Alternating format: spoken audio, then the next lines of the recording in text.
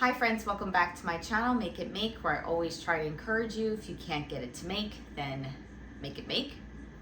So a couple of days ago, I had dehydrated some tomatoes and they did not turn out the way that I was hoping they would for the recipe that I wanted. And a lot of you guessed what I actually wanted to do, and that would be sun-dried tomatoes in oil and how to make them shelf stable.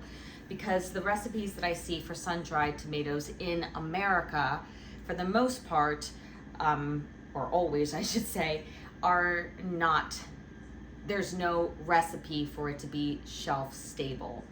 But I re-dehydrated some other tomatoes that I had bought, and this is how they look, and this is exactly the results that I had originally wanted, because these tomatoes are they're still a lot more pliable.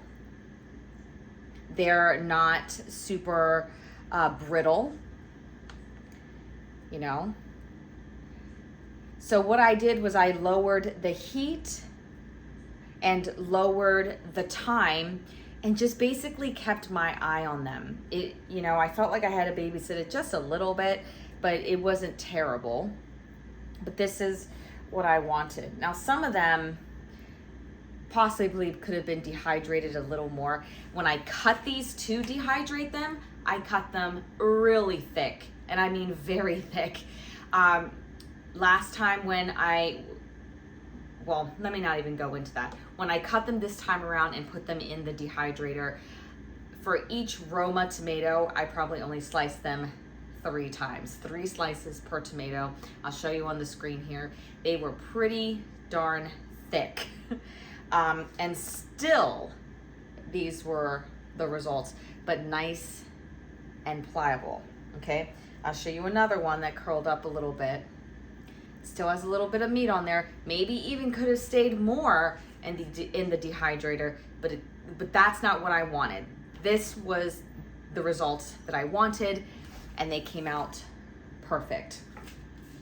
Okay, so before we start the process of doing this, which is super, super simple and easy, I do want to go over why I am trying to make my own USDA approved recipe. Now, for all the other recipes that I have done that would be considered, rebel canning or non-USDA, whatever, I felt like I had a reliable source for those recipes, a reliable source for the canning.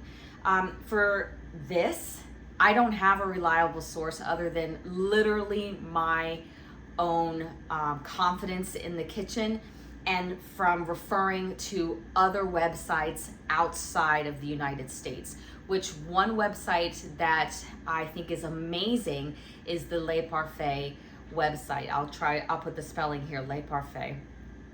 They have an American website, and then they have their own French website. You can go to their website and look at all of their recipes. They are completely different than US standard recipes, which is why they had to develop 2 different websites. So if you're interested in that. And by the way, when they say heating time, I think, is it heating time, or they don't say processing time? Heat treatment, that's what they say. Heat treatment, that is their processing time.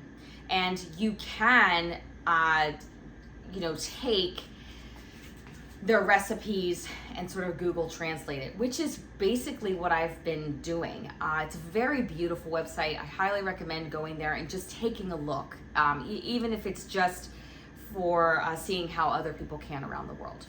All right, so with that, a little bit of that, looking at that, and referring to other recipes in the United States, canning with oil that are actually considered okay to can with, that's how I've been able to come up with my own recipe for this. So, by the way, let me just read it here. I have from the PA extension here, Penn State extension here. It says Fats and oils can create safety problems when canning foods. Avoid adding fats and oils to canning recipes unless it is specified, excuse me, in a research-tested recipe, of which there are very few. So, unless it's not tested in some facility where it's either the extension or USDA, it is considered not safe, and they say that you cannot do it at home safely apart from their tests, okay? Which I don't believe in, but that's my own preference. There are recipes that are considered okay to can with oil, like the marinated mushrooms, marinated red peppers. And the reason why you are able to can those low acid foods in oils safely is because they are adding acid, okay? Which makes sense, which is why there's a lot of different recipes that were low acid foods, and I added the acid. I replaced it with like a lemon juice, okay? Or with vinegar. That's what we did. So the same concept is going to apply to this here. I don't know why they just don't release one for tomatoes if they've released one already for the mushrooms and for the marinated red peppers. So with that said, and it does not necessarily say that you can't do it, it's just, I don't know, I don't know. They kind of do and then they kind of don't, because it's almost like a contradiction, because they're like, oh, these low acid foods can be safely canned as long as the acid is high enough. Well, that's what we're going to do with the tomatoes, okay? So tomatoes, you know, they're kind of like this in-between vegetable where it's just like, you know, their acid is at a 4. We have this acid chart here, all right? And tomatoes are like right here. They're right here, okay? So that makes them technically a high acid food, but they're sort of like in between. With tomatoes, you're either gonna trust the fact that they have the acid in them, add the acid with lemon juice or vinegar, or you're just gonna use test strips every single time. But what I have here, I'm gonna read this to you. This is out of the Ball Complete Book of Home Preservation book. And it says here, high acid foods or recipes with a pH of 4.6 or lower are considered high acid foods. These can be safely heat processed in boiling water. A boiling water canner heats food to 212 degrees Fahrenheit, 100 degrees Celsius, okay? A temperature sufficient to kill molds, yeast, and some bacteria found in high acid foods. Well, that's what I want to do today with the tomatoes, is make a balance marinade for these tomatoes in oil, but make sure that the acids are high enough. And we're gonna test that today with some pH strips. I hope everything that I said makes sense, but I've been really getting into this, and yeah, to me, it's just common sense. Let's just build up the acid. All right, let's get to it. So the first thing I'm gonna do is I have my stock pot here, and I don't even need this big of a stock pot, I really don't. But I am going to start making the marinade. Now, remember, we want to bring the acid up high enough where our test strips are at 4 or below. So we're gonna add white vinegar, which is high. It's a 5% acid here. We're gonna add, how much olive oil do I have here? We're gonna add 2 cups of that. Actually, we're gonna add, this is what we're gonna do.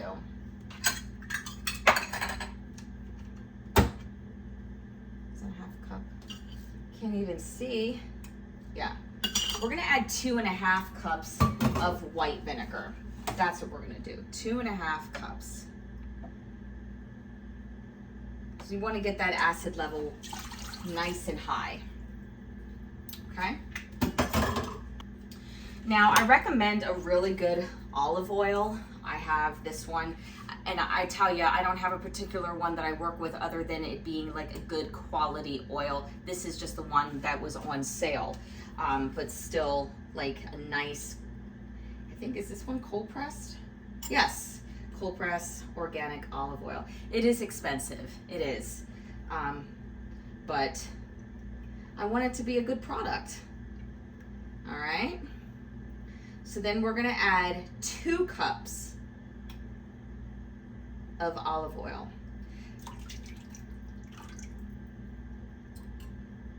And we're still filling up our 2nd cup here.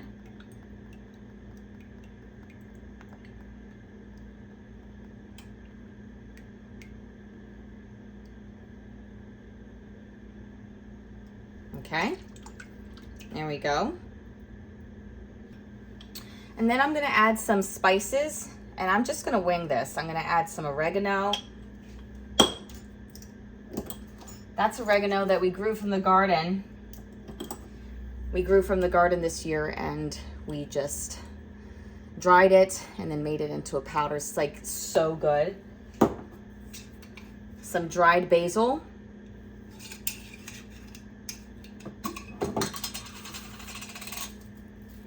I just love taking just a couple of leaves. Now this is just dried basil and then some black basil or purple basil. Forgot what it's called. Again, dry.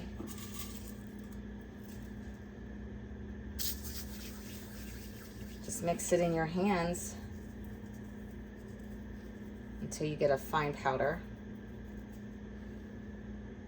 Okay.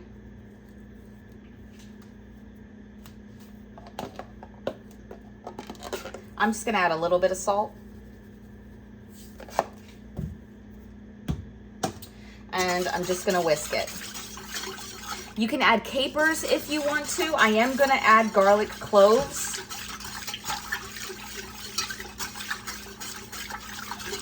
But however you feel like you want to make your tomatoes, go ahead and do that.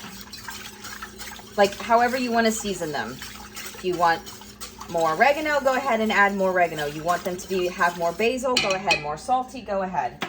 You know, it's your kitchen, your rules with that stuff. All right, now I have my pH strips, and I'm gonna mix it again.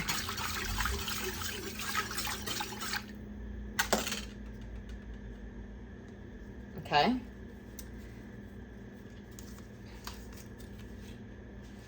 So here we have, let's see if you could see that. We are at 4. Okay. This is 6 and this is 4. We are at 4. Okay. And if you even wanted to go higher, you could add more vinegar, or you could even add some citric acid to this mixture here. But I'm going to mix this all up.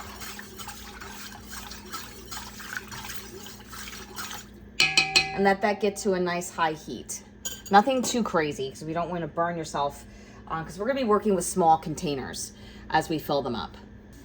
All right, so what I'm doing right now is making a total mess in my kitchen. I'm just taking some garlic cloves and very much taking the skin off. Oh, it already popped off here. And just a very lightly chop and putting it to the side. And garlic. Taking that shell off. Just very lightly chop it.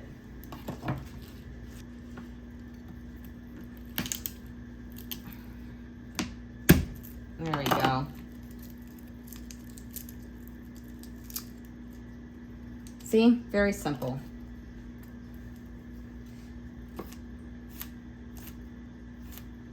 Cut it that way once. There we go. And to the side. So the next thing I'm gonna do is just take a couple of pieces of garlic, my tomatoes, and just placing them in the jar.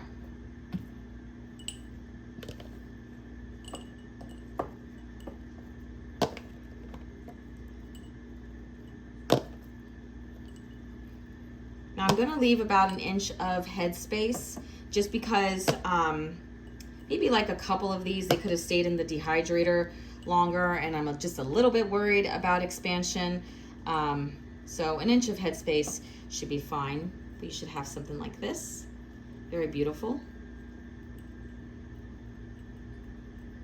Now I did this combination already. I've done this recipe already with the tomato flakes. And boy, oh boy, did that come out just, oh my gosh, it was so, so tasty. I had some buttered bread and I put that on top of it. And I tell ya, it tasted like a pizza. It was so, so good. I could not stop eating it. Put it on top of eggs. So I was like, yeah, we're definitely going to be doing this with the sun-dried tomatoes. All right, so now I'm gonna take the brine that we heated up. And the reason why I heated it up is because I wanted to make sure that all of the salt, the oregano and basil, you know, everything was just well incorporated. And I'm just gonna pour that right on top of the tomatoes.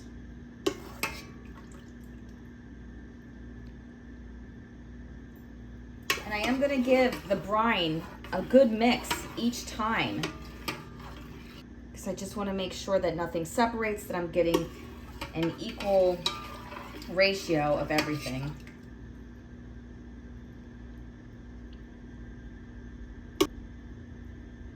All right, I switched it out to a bigger ladle. Now I am going to debubble, making sure I get to all those air pockets.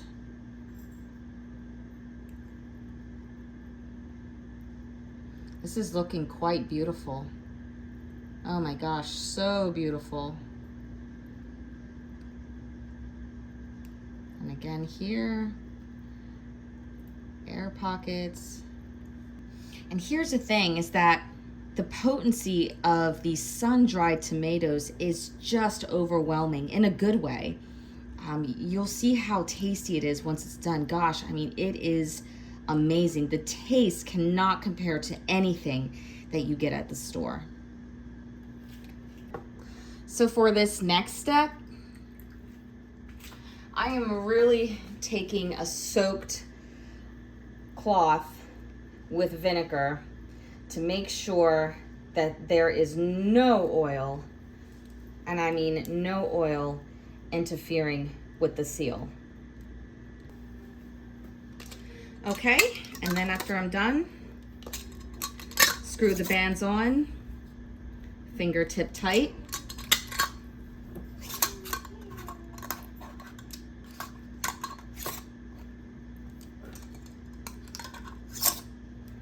I love the way this garlic looks in these jars. They look like little mozzarella balls in there.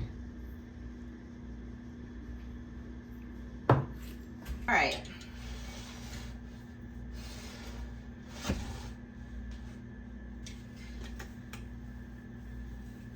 So I have my water here, and I did have leftover brine. This is the first time I'm doing this recipe, so I certainly don't have anything down pat in regards to measurements.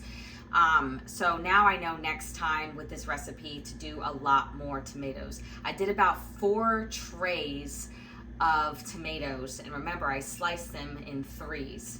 Let's do the math. I'll make sure that maybe if I get it down pat, I'll make sure that I share it with you. But what I did with the leftover brine is that I ended up adding some balsamic vinegar to it, and I will shake it up later and then use it into salads. So let's talk about our boiling time here. I mean, it's tomatoes that we're talking about. I'm gonna do them for 40 minutes. That's what I feel safe with. I'm gonna wait until it gets to a rolling boil, and do them, and water bath it for 40 minutes. All right, so it is officially the next day that since we have water bathed the sun-dried tomatoes. You'll have to forgive me because we actually really are not feeling well this morning in our house. But I wanted to make sure I finish this video for you. When you are done processing the tomatoes and you look at the water, it's going to be oily. This is the second time I've done this, and it is going to be very oily. What I did was let it sit. I made sure I took the jars and I pulled them up straight and brought them over and sat them down on a towel, and I let them sit overnight. And then the next morning I made sure that I took some hot soapy water and washed them so as they were nice and clean, because you don't want any of that oil to be around on the jars and the lids or anything like that, because it'll just go rancid. So that's what I'm doing right now, is drying up the jars. And yeah, they look absolutely beautiful. I'll make sure that you guys get a close-up. I hope you've enjoyed this video. Let me know what you think. I'm sorry for the beginning being so long, but I just wanted to make sure you knew where I was coming from. All right. As always, take care and God bless.